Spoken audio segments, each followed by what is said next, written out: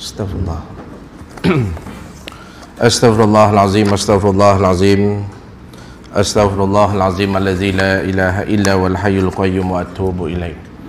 A'udzubillahi sami'alim minasyaitonir rajim. Bismillahirrahmanirrahim. Alhamdulillahi rabbil alamin wassalatu wassalamu ala asrafil anbiya'i wal mursalin wa ala alihi wa sahbihi ajma'in. Rabbi shrah li sadri wa yassir li amri wahlul 'uqdatam min lisani yafqahu qawli. Allahumma anta rabbi la ilaha illa anta khalaqtani wa ana 'abduka wa ana ala ahdika wa adika mastata'tu a'udzu bika min syarri ma sana'tu abu laka bi ni'matika alayya wa abu zambi faghfirli fa innahu la yaghfiru dzunuba illa anta.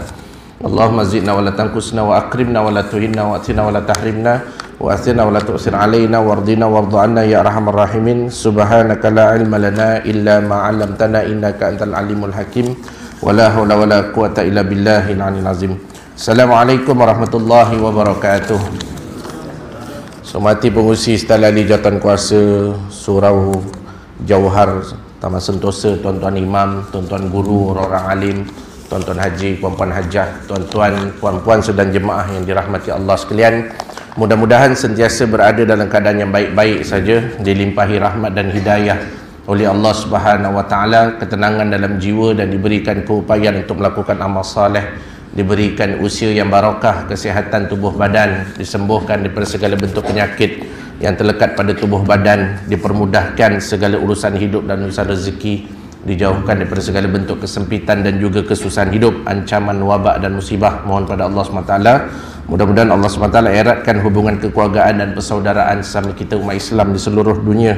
Dan mudah-mudahan asbab pertemuan kita pada hari ini, pertemuan-pertemuan kita sebelum ini dan yang akan datang adalah pertemuan-pertemuan yang akan dapat membawa kita masuk dalam syurga bersama-sama, insya-Allah.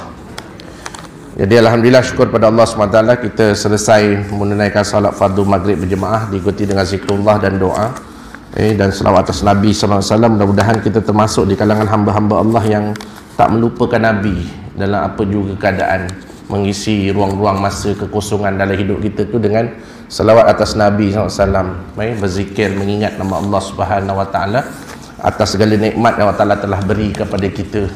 Kerana tanda kita ni beriman ataupun tanda kita ni sebagai orang yang mengaku sebagai Islam, maka kita kena ada yang disebut sebagai sentiasa mengingati Allah. Sentiasa mengingati Allah. Kerana mengingati Allah tu sebagai salah satu bukti bahawa kita ni adalah hamba Allah yang bersyukur. Gitulah yang disebutkan fa amma bi ni'mati rabbika fahaddits. Bila kita dapat nikmat, maka sebarkanlah nikmat tu dengan kesyukuran, bukan belagak dengan orang. Kita cerita alhamdulillah dapat kereta baru, alhamdulillah dapat bini baru, alhamdulillah suka orang suka orang lelaki ni dapat selipar baru, macam tu lah. Dimulakan dengan kalimah alhamdulillah. Jangan lupa dengan memuji-muji Allah Subhanahu wa taala tu, barulah kita ni termasuk di kalangan hamba-hamba Allah yang bersyukur. Allah Ta'ala kan sebut ni dalam satu ayat Quran, washkuru ni'matallah in kuntum iyyahu ta'budun, bersyukurlah akan nikmat Allah jika benar kamu hanya menyembahnya semata-mata. Tu tanda kita mengingat kita ni adalah hamba Allah yang bersyukur. Kita kena menyembah Allah Subhanahu wa taala tu, jika dia kata kena bersyukur salah satunya adalah dengan kita meraihkan nikmat yang Allah Taala berikan pada kita tu, dengan menyebut-nyebut nikmat tu, memuji-muji dengan harapan agar kita ni rasa diri kita makin kerdil, makin tak ada apa-apa. Dengan nikmat Allah ni barulah kita jadi orang yang ada apa-apa, gitulah. Gitu. Dan disebutkan wa qalilun, disebut wa qalilun min ibadiyas syakur. Sikit sangatlah orang-orang di kalangan hamba-hamba Allah ni yang bersyukur. Jadi yang sikit itulah yang akan masuk syurga, yang sebenarnya nak diingatkan pada diri kita. Jadi biarlah kita jadi orang yang sedikit, walaupun kita tak dilihat sebagai orang yang popular di kalangan manusia, tetapi kita ni dilihat sebagai orang yang popular di kalangan di mata Allah Subhanahu wa taala, dan juga di kalangan para malaikat Allah Subhanahu wa taala. Sebab malaikat Allah Subhanahu wa taala ni dia sentiasa mendoakan hamba-hamba Allah yang sentiasa ingat Allah. Salah satunya malaikat Allah Subhanahu wa taala ni dia ramai di kalangan para malaikat ni dulu nak berkawan dengan seorang nabi yang sangat masyhur, iaitulah nabi yang kedua yang wajib diyakini. Siapa dia? Nabi Allah Idris alaihissalam. Nabi Allah Idris alaihissalam ni dia adalah orang pertama yang menjahit pakaian. Tukang jahit pertama dia bukan perempuan, lelaki. Gitu ceritanya. Tetapi malaikat Allah SWT semua nak kawan dengan malaikat Nabi Allah Idris alaihissalam. Yang kita ni kadang orang menyampah nak berkawan dengan kita. Yang ini malaikat nak kawan dengan kita. Malaikat nak kawan dengan malaikat Nabi Allah Idris alaihissalam. Sebab apa? Nabi Allah Idris ni mengisi ruang masa yang ada tu sentiasa dengan berzikir, memuji-muji Allah SWT. Setiap jarum yang menusuk kain tu, kain yang dijahit tu, dia akan iringkan dengan zikir sehingga ramai malaikat Allah Ta'ala tertarik dengan dia, sehingga datang satu malaikat Allah Subhanahu Ta'ala dalam tafsir di dalam surah Maryam ni, tuan-tuan bacalah, ada kisah bagaimana Nabi Allah Idris ini didatangi oleh malaikat Allah SWT. Tafsir kepada ayat tersebut, ayat tak ingat ayat berapa, ayat 40 lebih ke ayat 50 lebih gitulah. Tuan-tuan carilah, tanyalah ustaz-ustaz yang mengajar tafsir tu.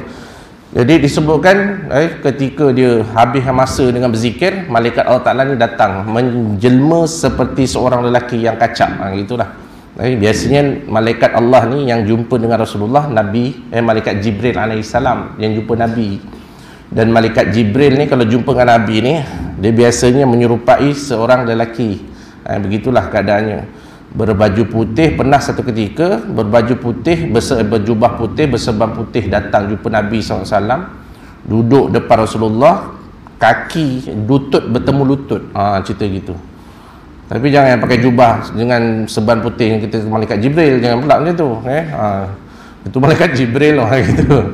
Jadi duduk depan Nabi SAW, maka Jibril pun tanya, sahabat Nabi ni semua ada ni. Nabi SAW ditanya, ma huwa Islam, ma huwa iman, ma huwa Islam, ma huwa ihsan. Apa itu iman, apa itu Islam, apa itu ihsan. Maka Nabi terangkanlah rukun iman, rukun Islam, dan ihsan tu apa. Maka dia pun kata, sadaqta ya Rasulullah, benarlah kamu ya Rasulullah. Jadi sahabat Nabi terpinga, siapa ni tiba-tiba datang, lepas tu tanya, kemudian Nabi jawab, kemudian dia betulkan apa yang Nabi cakap. Gitu.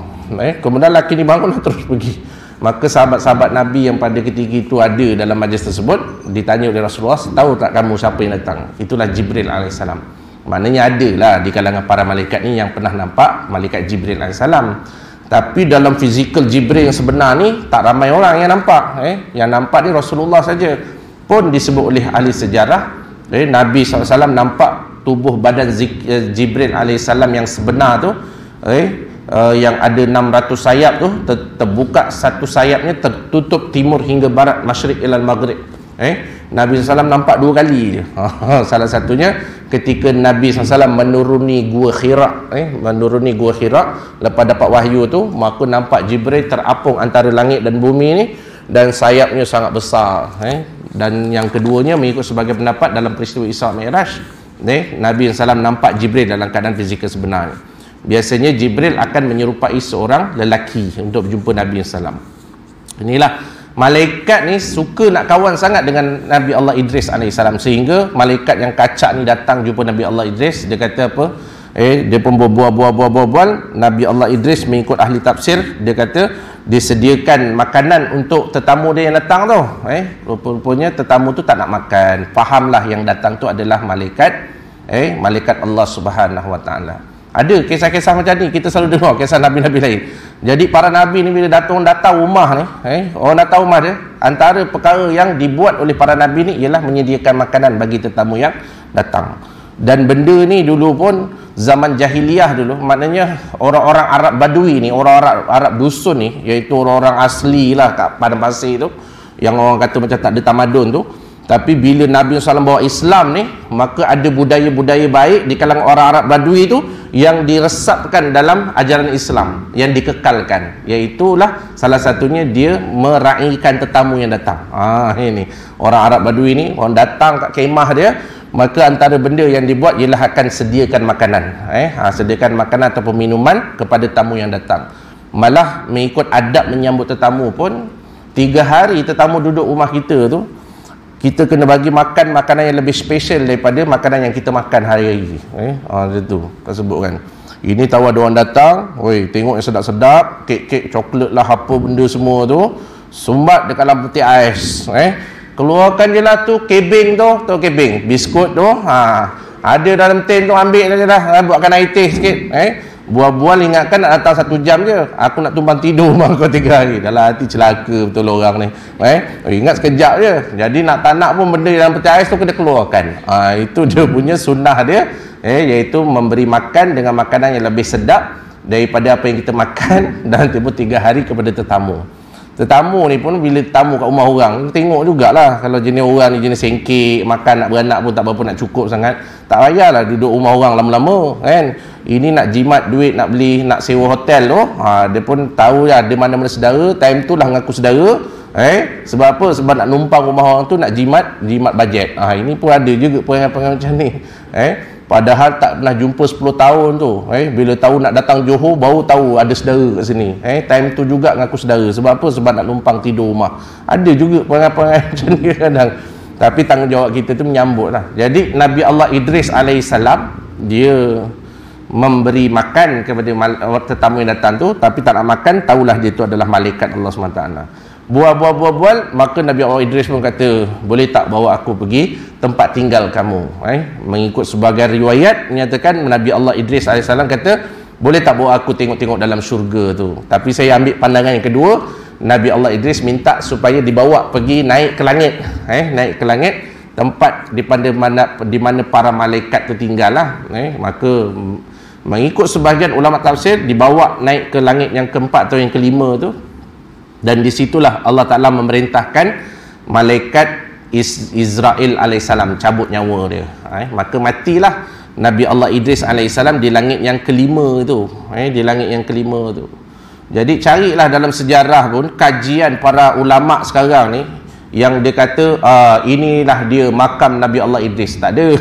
Makam Nabi Muhammad ada, makam Nabi Allah Musa ada, makam Nabi Allah Ayub ada, ada. Tapi makam Nabi Allah Idris alaihissalam tak ada.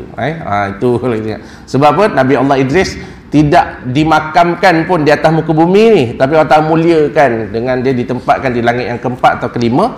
Kerana ulama kata dalam hadis peristiwa Isra' Mi'raj tu, Nabi kan naik langit pertama, langit kedua, langit ketiga, langit keempat, sampai langit yang kelima tu Nabi SAW berjumpa dengan Nabi Allah Idris alaihissalam.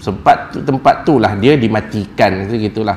Kerana apa? Kerana rupa-rupanya dikaji para ulama, dia adalah hamba Allah yang banyak memuji-muji Allah SWT, berzikir je sentiasa, berzikir, mulutnya itu basah dengan kalimah zikir. Maka disebut apa yang dibacakan oleh Nabi Allah Idris ni, rupa-rupanya kalimah tu adalah kalimah yang disebut sebagai subhanallah walhamdulillah wala ilaha illallah wallahu akbar. Diamalkanlah zikir ini sebenarnya.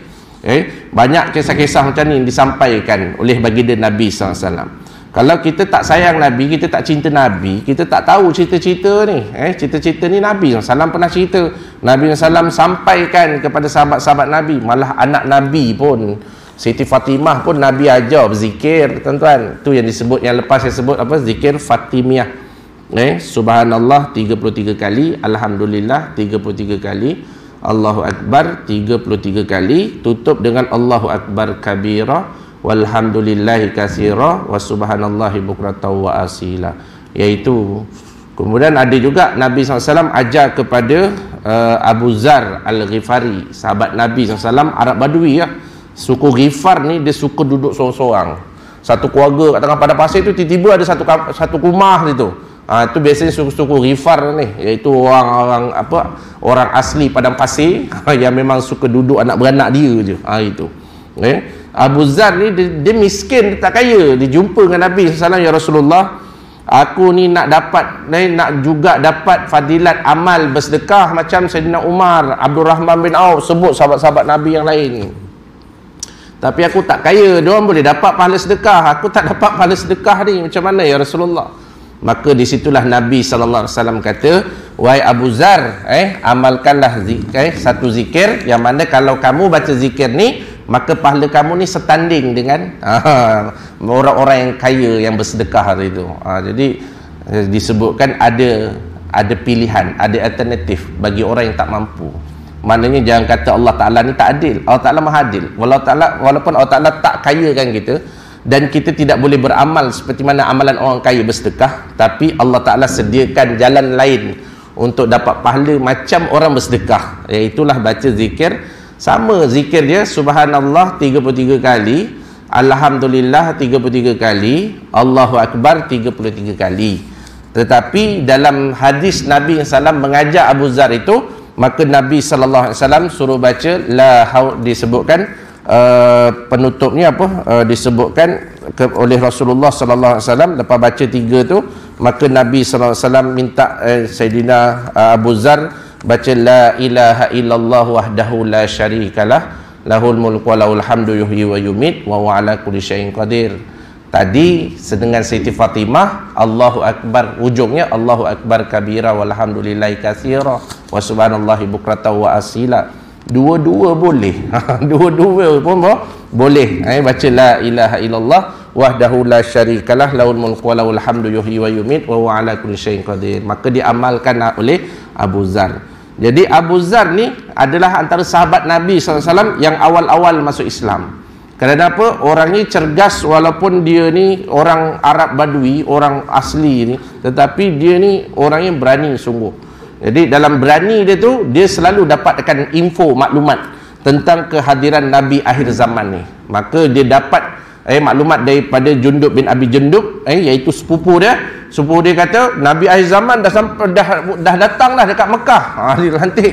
Dia pun cerita kalau kamu jumpa Nabi akhir zaman ni, dia akan cari ciri-ciri dia. Maka dia pun dengan bekalannya dia pun pergi berhijrah Mekah. Masa tu Nabi SAW sedang berdakwah secara sulit. Kita punya tajuk kita kan berdakwah secara sulit tu.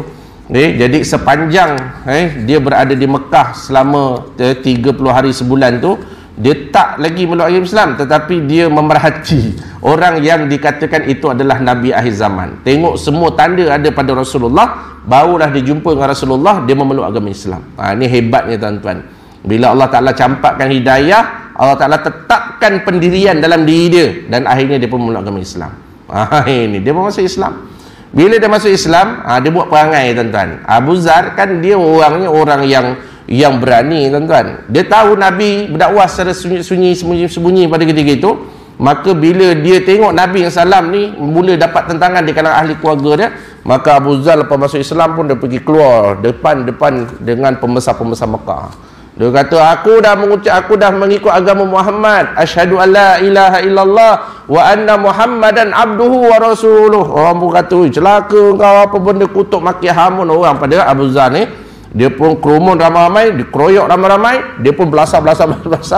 Ada pembesar-pembesar Mekah, dia tengok, ini Abu Zar, ini daripada suku Ghifar ni. Kata, stop. Jangan pukul dia lagi. Kamu tahu tak yang kamu pukul ni siapa? Yang kamu pukul ni adalah orang daripada suku Ghifar. Suku Ghifar ni tuan-tuan, penempatan dia, suku Ghifar ni satu kawasan yang mana kalaulah jumpa suku Ghifar ni pun dia punya berani tuan-tuan, dia selalu menghalang kafilah-kafilah dagangan. Orang daripada Mekah nak pergi Syam tu, kat tengah jalan kena serangan hendap. Siapa yang sebab serangan hendap? Biasanya ialah bukan serangan ngendap, bukan serangan hendap. Itu. Ngendap lain. Maka dia pun dia kata, kalau kita bunuh dia ni, nanti kita mesti kafilah-kafilah dagangan kita ni, kita punya pasukan-pasukan pedagang kita ni akan diserang dekat tengah jalan oleh suku Ghifar. Kerana orang Arab ni dia punya sifat aswabiah dia kuat, sifat perkauman dia, sifat dia punya kebangsaan dia tu sangat kuat. Maka mereka pun kena stop. Jadi orang tak berani nak pukul lagi. Abu Zar pula berani. Kalau setakat kena pukul sikit-sikit tu, dia tak ada apa-apa pun. Kerana apa? Kerana dia dah letakkan diri dia tu, tak ada lain yang lebih berkuasa selain daripada Allah Subhanahu Wa Taala. Ni jiwa yang dididik oleh Rasulullah SAW. Walaupun dia jumpa Nabi ni singkat saja, tapi bila jumpa dengan Rasulullah, ramai orang yang jumpa dengan Nabi mesti lembut hatinya. Macam gitu. Itu tanda keberkatan, tuan-tuan. Sekarang kita tengok orang jumpa dengan kita ni, orang menyampah dengan kita ke, orang main benci ke, ataupun orang lepas orang jumpa kita, orang balik umpat kita ke, yang mana satu orang geraknya? Ataupun orang lepas jumpa kita ni, dia balik dipuji orang tu ke, kita tengok label kita ni yang mana. Kalau setiap kali orang jumpa kita balik, dia kutuk kita daripada belakang, maknanya belum tentu berkat hidup kita. Tapi siapa pun yang jumpa Rasulullah SAW, walaupun orang-orang musyrikin Mekah ni, mereka ni bergabung tenaga. Mekah kan jadi tumpuan orang yang pergi mengerjakan haji. Ikut haji orang jahiliah dululah, tuan-tuan. Mengerjakan haji kalau orang jahiliah ni, dia orang tawaf juga. Sebab mereka mengagungkan bangunan yang diminta oleh Nabi Allah Ibrahim dan juga Nabi Allah Ismail, Kaabah tu. Walaupun mereka tak Islam, tapi mereka mengagungkan bangunan tersebut. Jadi tumpuan lah Mekah tu. Jadi mereka ni tawaf tak ustaz, dia tawaf juga. Tapi disebutkan tawaf ni ikut cara dia lah. Sambil mereka tawaf, mereka memuji-muji berhala yang berada dekat keliling Kaabah ni. Dulu keliling Kaabah ni ada lebih kurang dalam 360 Kaabah, 360 berhala di keliling Kaabah. Lepas runtuh dalam peristiwa banjir besar, maka dibina semula 360 berhala-berhala besar yang diketuai oleh Lata dan Uzza. Yang ini berhala paling besar sekali lah. Yang ini yang menyebabkan Nabi jadi macam tawar hati lah nak pergi ke Kaabah tu. Sebab apa? Sebab Nabi tak suka orang sembah berhala daripada kecil pun. Tu yang Nabi bertahanus dekat Gua Hira tu sehingga dia jumpa malaikat Jibril alaihissalam. Jadi nak sebutkan bila keadaan macam tu, dulu mereka ni tawaf ni ada di kalangan mereka yang tawaf dalam keadaan telanjang. Sebab orang-orang Mekah telah meletakkan syarat, kalau nak tawaf mesti menggunakan pakaian yang dibuat ataupun yang dijual oleh orang-orang Mekah. Itu perangai orang Mekah tu. Kau nak datang Surau Jawahar ni boleh, tapi kau mesti pakai jubah yang orang Surau Jawahar beli, jual. Kalau tak kau masuk, kau tak boleh pakai baju. Macam tu lah perangai, tuan-tuan. Kosong surau kita ni kalau kita buat perangai macam tu. Nak masuk boleh pakai telekung yang memang kita orang jual, tak apa online ke apa ke kan. Aku kena pakai telekung yang orang surau Qaryah, Surau Jawahar ni jual. Kalau tak, aku tak boleh datang surau aku. Ni perangai orang Mekah. Jadi yang datang daripada luar masuk dalam ni tak semuanya kaya. Jadi mereka ni bila ramai-ramai ramai yang miskin, mereka bergabung, mereka tawaf dalam keadaan mereka telanjang. Ada memang disebut oleh ahli sejarah begitu keadaannya. Jadi suasana tu jadi suasana tak menarik, tuan-tuan. Jadi suasana yang tak best di mata Rasulullah sallallahu alaihi wasallam. Sebab tu Islam ni bila datang saja, Islam menjaga maruah manusia. Nabi SAW menjaga maruah orang perempuan terutamanya, menaikkan martabat orang perempuan itu. Bila ditanya oleh kepada Rasulullah SAW, ya Rasulullah, siapa yang patut dihormati? Ibu kamu, ummuka, thumma man? Siapa lagi? Ummuka, ibu kamu, thumma man? Siapa? Ibu kamu. Lagi? Bapa kamu. Maknanya martabat orang perempuan tu lebih tinggi daripada orang lelaki. Sebab apa? Sebab orang perempuan itu dia mengandung dan juga beranak. Itu yang dimuliakan dia sebagai orang yang disebut sebagai golongan wanita yang dimuliakan. Iaitu anak ni mesti menjadikan ibu dia itu adalah orang yang paling dimuliakan. Yalah, bapa pun mulia jugalah, tapi martabat ibu tu tinggi. Sebab tu bila anak-anak terutamanya anak lelaki ni, walaupun anak lelaki kita dah dewasa, tanggungjawab dia terhadap ibu dia tetap ada. Gitu. Kalau suami ada lagi, maka tanggungjawab untuk menanggung isteri tadi, iaitu ibu kepada anak ni tadi ialah bapa dia. Itu. Tapi bila bapa dah meninggal, tanggungjawab untuk menanggung nafkah ibu yang tua ini tadi adalah jatuh kepada anak lelaki.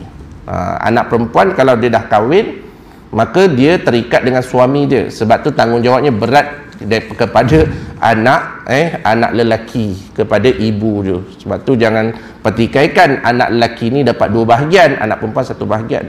Begitu juga yang pernah saya ceritakan dulu, kalaulah adik-beradik perempuan itu telah bercerai ataupun kematian suami, jadi balu, kemudian bapa dah meninggal, walinya pergi kepada adik-beradik lelaki. Adik-beradik lelaki itu yang bertanggungjawab menanggung nafkah kakak dan adik-beradik perempuan dia yang janda ataupun yang balu tadi itu. Itu tanggungjawabnya pergi ke situ, pergi kepada adik-beradik lelaki, kerana dia adalah wali. Ini situnya. Sebab tu saya banyak kali saya sebut dah. Mai orang perempuan ni yang melarat sana sini, adik-beradik lakinya kaya-kaya, itu esok tak lepas ke akhirat tu. Sebab apa? Biarkan adik-beradik perempuan dia tadi hidup dalam keadaan tidak ditanggung nafkahnya. Ini jadi masalah sehingga mengaibkan diri dia. Jadi tuan-tuan dan perempuan yang dirahmati Allah sekalian, jadi antara sahabat-sahabat Nabi sallallahu alaihi wasallam yang awal masuk Islam adalah Abu Zar Al-Ghifari. Jadi dengan Abu Zar ni Nabi sallallahu alaihi wasallam ajar zikir tadilah, subhanallah, alhamdulillah, Allahu Akbar 33 kali tu, dan ditutup dengan la ilaha illallah wahdahu la syarikalah lahul mulku wa lahul hamdu yuhyi wa yumit wa huwa ala kulli syai'in qadir. Balik cerita sambungan kita. Dan Nabi masa dah, belum masuk tajuk lagi saya cerita. Dia punya kona tu jauh sangat tuan-tuan. Dengar je lah apa saya cerita. Masuk tajuk, tak masuk tajuk. Sebenarnya Nabi SAW ni dia datang bawa rahmat. Dia bawa rahmat. Jadi yang datang daripada Rasulullah SAW datang bawa rahmat. Sebab tu bila orang datang ke Mekah, di zaman jahiliah dulu, ada sekumpulan musyrikin Mekah ni, pembesar-pembesar ni, dia orang buat kumpulan-kumpulan untuk memfitnah Nabi ataupun nak mengejek Nabi. Satu puak Utbah bin Rabi'ah, dia mengutuk Nabi, dia dengan tim dia, okey, kita buat propaganda, Muhammad ni adalah penipu. Satu grup lagi, Syaibah bin Rabi'ah, kita buat propaganda untuk sebarkan kepada orang yang datang ke Mekah bahawa Muhammad ni adalah ahli sihir. Lepas tu cakap lagi, Abu Lahab bersama dengan geng-geng dia, mendakwa Nabi SAW ni sebagai orang yang gila. Kemudian ada satu grup lagi kata Muhammad ni adalah pemecah belah masyarakat. Strategi-strategi macam ni tuan-tuan boleh tengok time-time nak pilihan raya tuan-tuan. Nanti tengoklah dekat dalam sini kutuk lain, sini yang sini modalnya nak ngata orang ni gini je, yang ini pula tim yang ni dia ngutuk orang ni gini je. Perangai ni dah ada dah sama ada orang musyrikin Mekah dulu tuan-tuan. Kita jangan ikut perangai macam ni. Jadi bila orang Mekah, luar Mekah, dia tak kenal Nabi tu, tak kenal. Tapi orang Mekah ni tahu Nabi mampu mempengaruhi orang lain. Maka mereka pun bila masuk ke Mekah, berdagang ke ataupun mereka nak menunaikan haji pada ketika itu, mereka akan yang tadi yang puak-puak ni dia akan mainkan peranan. Kau kalau jumpa budak, kau jumpa orang namanya Muhammad tu, muka dia macam ni gini, kau jangan terpedaya tau dengan tingkah laku dia tu. Sebenarnya dia tu penipu cerita gitu. Kita orang Mekah ni dah kenal sangat dah Muhammad ni penipu. Maka orang yang datang ni dah ditanam dalam kepala otak dia, Muhammad adalah penipu. Tapi tak jumpa lagi Rasulullah. Yang ini pula jumpa pula, kau ada jumpa Muhammad tak? Tak jumpa lagi, tapi orang dah cerita yang dia tu penipu. Dia tu bukan saja penipu, tapi dia ni ahli sihir. Bila dia cakap mesti kamu terpukau. Nampak tak perangai orang musyrikin? Ini yang Nabi SAW perlu hadapi dalam peristiwa awal-awal Nabi SAW berdakwah di Mekah tu. Orang tak boleh nak bunuh Nabi sebab apa? Nabi ni orang yang sangat berpengaruh dekat Mekah. Kerana apa? Jasa atuk dia yang namanya Abdul Muttalib ataupun Saibah tu, yang menjumpai telaga Zam-Zam yang telah lama hilang. Dulu atuk Nabi orang Egypt dia gila, dia dengan anak dia nama Al-Haris, iaitu pakcik Nabi ni, gali tu telaga Zam-Zam yang dulu orang kata macam dah mitos sebab dia dah tenggelam dah dulu. Jadi tak tahu, dah jadi macam cerita-cerita dongeng bahawa dulu ada telaga Zam-Zam kat situ.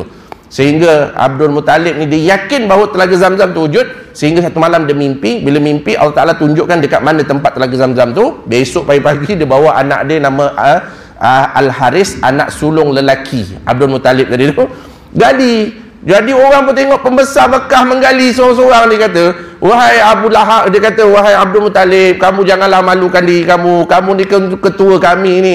Kenapalah buat kerja tak ada pedah menggali benda-benda yang cerita dongeng. Cerita dongeng pun kamu percaya. Yang dia macam sembah berhala entah apa-apa tu boleh pula percaya. Tiba-tiba dah gali-gali tuan-tuan, terpancarlah air Zam-Zam tadi tu. Maka malulah yang ejek-ejek kepada bapa datuk Nabi SAW. Jasa Abdul Muttalib tu dikenang, keturunan dia dipandang sebagai mulia, termasuklah Rasulullah. Jadi orang tak boleh bunuh sebab apa? Semua orang Mekah ni terkenang budi, termakan budi Abdul Muttalib atuk Nabi SAW. Sedangkan mereka pun tahu dulu Nabi SAW adalah cucu kesayangan Abdul Muttalib. Itu. Kita kan ramai cucu kan. Ni tuan-tuan perempuan ni ada cucu masing-masing kan. Tengoklah, sayang cucu ni jangan beza-beza kan. Nanti cucu menyampah, malah nak pergi matuk tu, atuk ni mesti lebihkan, gitu. Layan je semua. Cuma anak-anak pula kecil hati. Layan cucu lebih dia sayang daripada anak sendiri kan.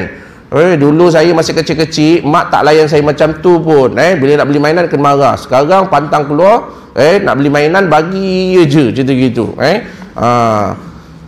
Itu bila balik tu diam-diam ni nenek bagi kau ni RM10. Jangan cakap dengan mak kau tau cerita gitu. Nanti dalam kereta mak tu pula ngorek rahsia tu. Engkau dah lama aku besarkan kau kan. Nenek bagi kau berapa? Tim perangai ni. Oh, lepas tu dia banding-banding. Oh, dulu masa aku kecil tak bagi RM10. Dengan cucu dia bagi. Nak macam mana? Redha je lah. Sayang cucu. Sayang cucu kan. Nak macam mana? Gitu. Jadi, cucu kesayangan Abdul Muttalib ialah Rasulullah SAW. Ada, tuan-tuan. Kita ni kadang ramai cucu ni ada perasan macam kita ni macam sayang budak ni sebab apa? Budak ni rajin sangat tolong kita ni. Kadang teringat-ingat bila tak balik, bila lah nak balik. Cucu lain tak balik, lantak engkau lah nak balik-balik tak balik sujah. Iaitu sebab apa cucu yang seorang ni kita tunggu je? Sebab apa? Sebab cucu ni suka melayan kita. Suka melayan kita. Laki kita tak layan kita, bini kita tak layan kita, kan? Cucu balik sesekali ni cucu yang banyak melayan. Teringat-ingat lah bila rasa senah ni nak balik. Bila lah nasihat. Yang itu. Benda-benda ni bermain dalam diri kita sebab kita ni sifat manusia. Mesti ada rasa macam berat sana, ada berat sini. Gitulah keadaannya. Jadi Nabi SAW ni, orang tak berani nak bunuh dia pada ketika itu. Termasuklah kerana pada ketika itu juga pengaruh Abdul Muttalib Abu Talib, iaitu pakcik Nabi SAW. Abu Talib ni banyak memayungi Nabi SAW. Bila Nabi SAW dikecam oleh orang Mekah, bila Abu Talib ada kat situ je, dia orang diam, tak berani nak cakap apa-apa. Kenapa? Mereka segan dengan Abu Talib. Pula tu Rasulullah SAW selalu didampingi oleh Abu Talib, iaitu pakcik Nabi tadi tu. Jadi mereka nak kutuk depan-depan tak berani. Jadi mereka kutuklah belakang-belakang. Maka itulah wujud kelab-kelab mengumpat tadi tu. Yang ni cerita Nabi penipu, yang ni Nabi, dia kata Nabi alisir, yang ni Nabi macam-macam lah dia kutuk Nabi. Jadi orang-orang luar yang datang ke Mekah ni, bila semua orang ni dengar cerita, dia dengar cerita daripada musyrikin Mekah ni tentang keburukan Rasulullah SAW, menyebabkan mereka jadi tertanya-tanya, yang mana satu Muhammad ni yang dia orang cerita-cerita ni, mana satu Muhammad ni? Ini maka disitulah bila mereka dapat jumpa Nabi SAW, Nabi ni watak dia, tengok muka dia dah sejuk dah hati. Sebab apa? Nabi ni satu orang yang suka senyum. Siapa suka senyum, muka dia adalah ikut pattern Nabi SAW. Ini tak masam ni balik, masam yang kenapa masam yang diam, awak fikirlah sendiri. Orang lelaki tak boleh fikir. Dia kena cerita. Saya suruh awak beli karipap tadi kan. Awak karipap seketul pun awak tak boleh nak belikan untuk saya. Lah pasal karipap je, masam je daripada mula sampai sudah. Masak masam, buat air pun letak gula banyak pun rasa masam. Sebab apa? Tempias masam muka isi tadi berjangkit dekat air yang dia buat tadi tu. Ini perangai dah tuan-tuan. Nabi SAW bila tengok dia, muka senyum. Nabi SAW senyum. Dan Nabi SAW ni dia seorang yang peramah. Nabi ni bukan orang yang jenis duduk diam tunggu orang datang, dia tak. Nabi SAW ni uslub orang-orang dakwah ni tuan-tuan, bila nak buat usaha dakwah, kita yang kena datang, bukan orang tu datang jumpa kita. Kita yang datang pada diri dia. Kita tengok orang semayang, tiba-tiba kita tahu kita semayang dekat belakang dia. Bila semayang dia tengah rukuk tu, kita tengok dia punya spender dia keluar, bajunya dia punya belakang nampak. Sah tak sah solat dia? Dia tak sah. Tak sah sebab apa? Sebab terdedah aurat dia. Sekarang ni kita nak jumpa, kita nak bagi tahu dia tu dengan cara macam mana. Macam tu.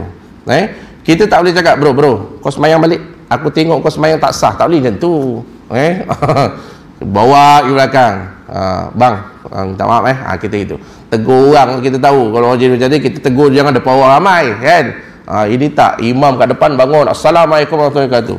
Saya punya firasat hari ni, saya rasa hari ni ramai semayang tak sah. Jangan buat hal itu imam. Sebab apa? Cuba tengok belakang masing-masing tu. Time sujud tu ada spender keluar ke tak spender keluar tu, cerita. Tengok. Cerita. Kadang-kadang kita jadi macam berat tuan-tuan nak cakap tu sebab apa? Sebab kita takut orang ni marah kita sebagainya. Tapi Rasulullah SAW datang pada orang tu. Bila dia berbual, maka orang faham mana datang penipunya dia. Yang dia cakap ni betul. Lepas tu cakap, Muhammad ni apa pula alisir? Cakap memang dia baik. Kebanyakan mereka yang datang jumpa Nabi SAW, mereka nampak peribadi Rasulullah SAW. termasuklah orang-orang yang datang daripada Yathrib, iaitu daripada Madinah sana. Orang Madinah ni dia banyak bergaduh di kalangan dua puak besar, Aus dan juga Hazrat. Jadi mereka ni dua-dua pun dah malas nak berperang lagi dah, tapi mereka nak cari orang tengah. Jadi bila sampai di sampai di Mekah, mereka jumpa Rasulullah, dan kedua-dua pihak jumpa Rasulullah, mereka yakin bahawa Nabi SAW adalah orang yang paling tepat untuk menjadi orang tengah untuk mendamaikan dua puak ni, iaitu orang Aus dan juga Hazrat. Itu yang berlakunya perjanjian Aqabah 1, perjanjian Aqabah 2, dan akhirnya Nabi SAW utuskan sahabat Nabi siapa namanya, Mus'ab bin Umair radhiyallahu anhu berdakwah di Madinah. Sebelum Nabi SAW berhijrah daripada kota Mekah ke Madinah, Nabi SAW telah hantar sahabat Nabi SAW untuk berdakwah di Madinah. Sebab tu bila Nabi ke Madinah, dah ramai dah orang Islam. Walaupun dah ramai orang Islam, tetapi mereka ni kebanyakan tak pernah jumpa Nabi. Yang itu nak sebutkan. Tetapi mereka yang pernah jumpa Nabi, semua cerita tentang peribadi Nabi SAW. Jadi cerita-cerita buruk yang datang daripada kelompok-kelompok musuh Islam ni tadi ni, semua tak laku. Ini yang jadi dia bengang. Kita punya buat pakatan-pakatan nak jatuhkan Muhammad, orang makin suka pula Muhammad. Ini yang dia orang rasa macam terancam sangat. Nanti sampai satu peringkat dia orang buat pakatan lah, nak bunuh Nabi lah, nak ikat Nabi dekat unta lah. Lepas tu unta liar, biar unta tu lari masuk hutan, biar dia mati kata unta lah, macam-macam lah. Ada yang kata, kalangan mereka ni kata kita ikat dia, kemudian kita masukkan dekat dalam kotak, letak dekat tepi Kaabah, apa benda semua. Macam-macam dulu pakatan mereka nak bunuh Rasulullah SAW. Tapi mereka belum berani buat sebab masa tu ada Abu Talib, iaitu pakcik Nabi SAW. Ini cerita dia, tuan-tuan. Jadi akhlak pribadi Nabi SAW tu adalah akhlak yang sangat hebat, dan sebab tu Nabi SAW ni kata, aku diutuskan ini untuk menjadi rahmat. Jadi rahmat, maknanya biar kita jadi manusia ni, manusia yang datangkan manfaat pada orang lain. Bukan orang menyampah dengan kita, makan orang entah kita buat benda-benda tak elok yang menyebabkan orang jadi tak suka dengan kita. Nanti doa orang-orang terzalimi itu banyak. Jadi gitu. Kadang kita punya belagak ni, tuan-tuan, orang yang jumpa kita semua cerita lantak dia lah, accident, bagus accident, macam tu. Sebab apa? Ada mungkin di kalangan doa-doa orang yang dizalimi tu yang dimakbulkan oleh Allah Subhanahu Wa Taala. Sebab apa? Sebab kita buat benda yang tak elok pada diri seseorang. Jadi Nabi ni cerita dia tak pernah pun buat benda tak elok pada orang lain. Jadi disebutkan malam ni baru kita masuk tajuk lah. Bila Nabi SAW telah memulakan dakwahnya secara sulit, kan yang lepas kita cerita wahyu kedua lah lama dah turun, tak turun-turun, kemudian menyebabkan Nabi rasa macam sebersalah lah, bila lah wahyu yang seterusnya nak turun, Allah Ta'ala marah aku ke apa, cerita gitu. Kita dah masuk waktu isyak ke apa 8.20, ni dah lambat balik kita dah lambat balik. Sebab saya belum masuk tajuk lagi ni, tak tahu entah bila nak masuk tajuk. Daripada dulu sampai sekarang tak masuk tajuk, dah hujung tahun dah. Lebih-lebih pun kita jumpa tahun depan, gitulah. Jumpa tahun depan, macam lama tahun depan. Jadi nak sebutkan, ada orang yang awal masuk Islam. Antara yang kita bincang yang lepas, apa? Sayyidatina Khadijah radhiyallahu anha. Sayyidatina Khadijah ni yang dikenang-kenang oleh Rasulullah SAW, isteri yang Nabi bermanja dengan dia. Kita ada bermanja dengan isteri manja dengan kita. Ini tak, Rasulullah bermanja dengan Siti Khadijah. Macam Nabi SAW suka baring dekat atas peha Siti Khadijah. Macam tu antaranya. Dan Nabi SAW bila awal-awal dapat wahyu dulu, dia dah kenal Waraqah bin Naufal, iaitu sepupu Nabi, sepupu Siti Khadijah, bagi tahu yang datang itu adalah Namus Akbar, malaikat Jibril. Maka dia pun terfikir-fikir, Jibril ni malaikat ke jin sebenarnya? Itu. Maka dia pun cakap dengan Siti Khadijah, Jibril ni malaikat ke jin agak-agaknya yang cerita-cerita. Sebab Nabi SAW panggil Siti Khadijah dengan Khadijah. Itu. Panggilan manjanya ialah Khadijah. Panggil Siti Aisyah dengan panggilan Ya Aishi, wahai kehidupanku. Ya Uwaisi, wahai harapanku. Ataupun Ya Humaira, yang kemerah-merahan, yang si merah jambu. Jadi panggillah nama dengan ataupun nama-nama panggilan yang manja-manja gitu. Ada isteri nama Siti Zubaidah. Siti Zubaidah, ya Allah panjangnya lah nak panggil nama isteri dia.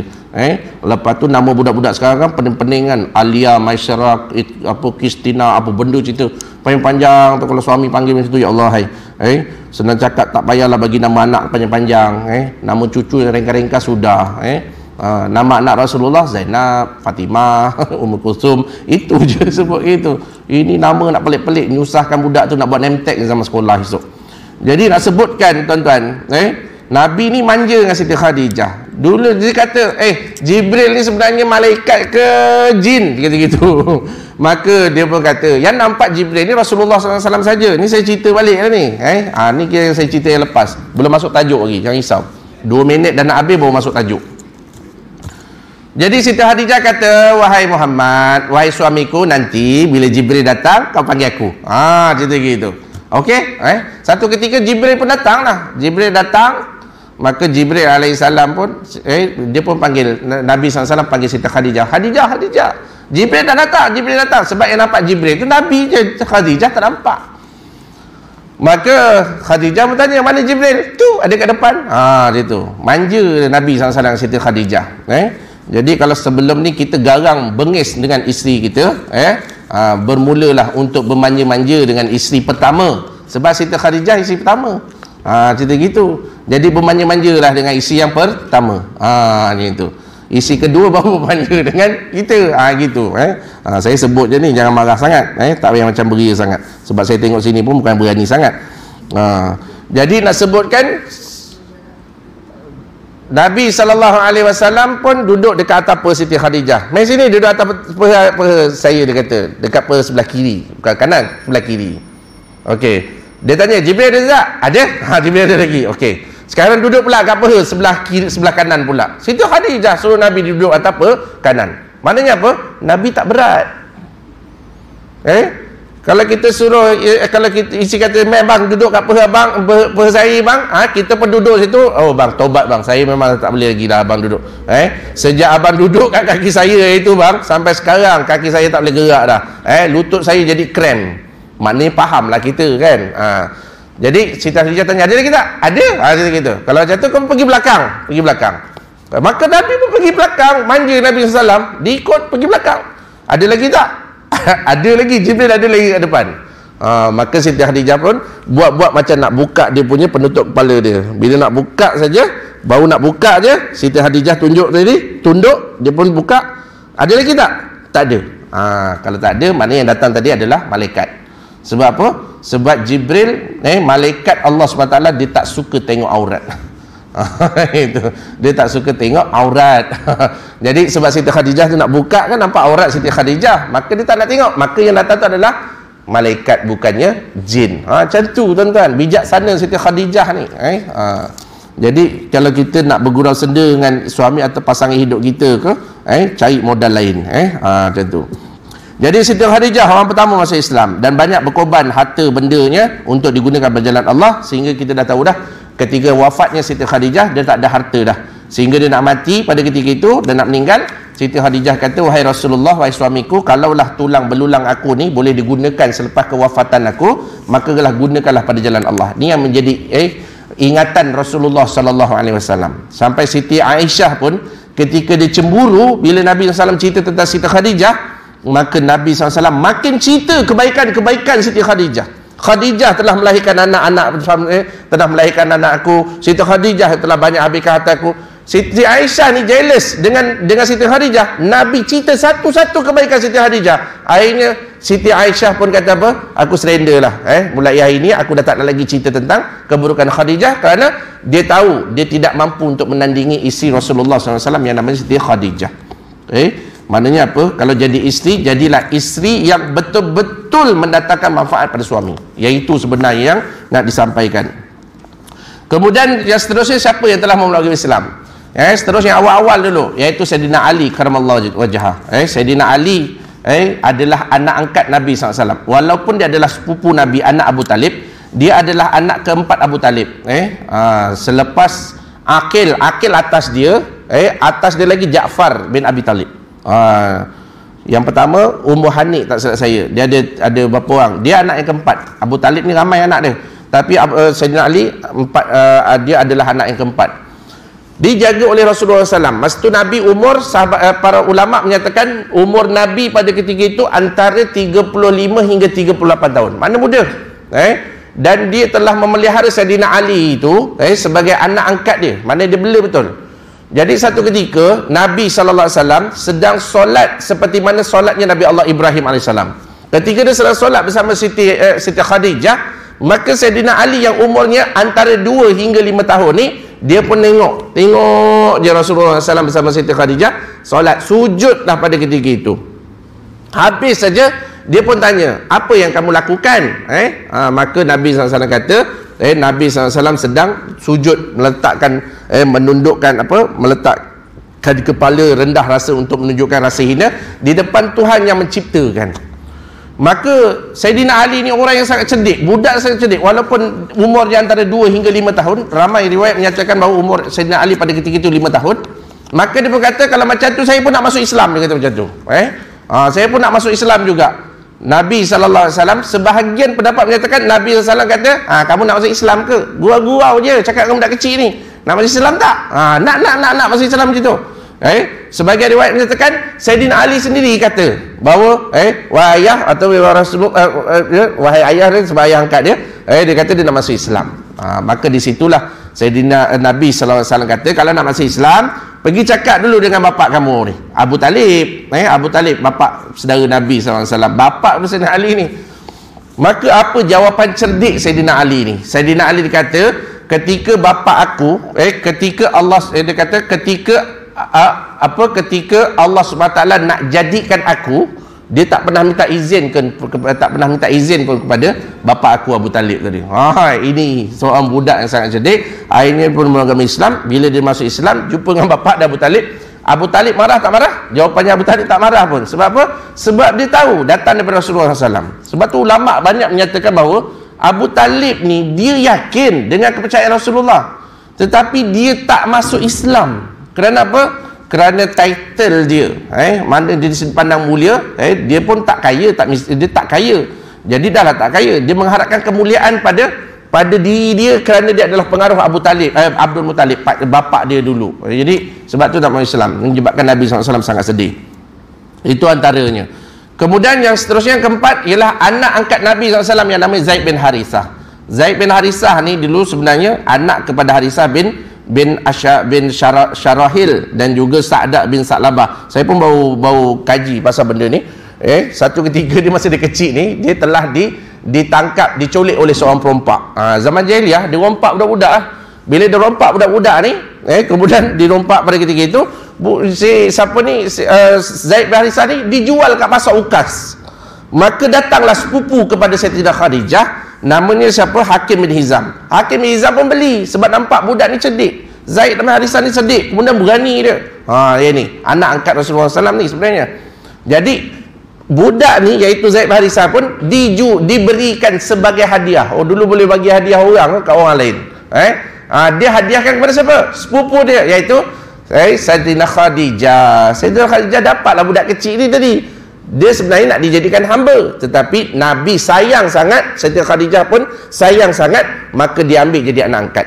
Sehinggalah Nabi SAW telah menasabkan Zaid bin Harithah itu kepada Zaid bin Muhammad.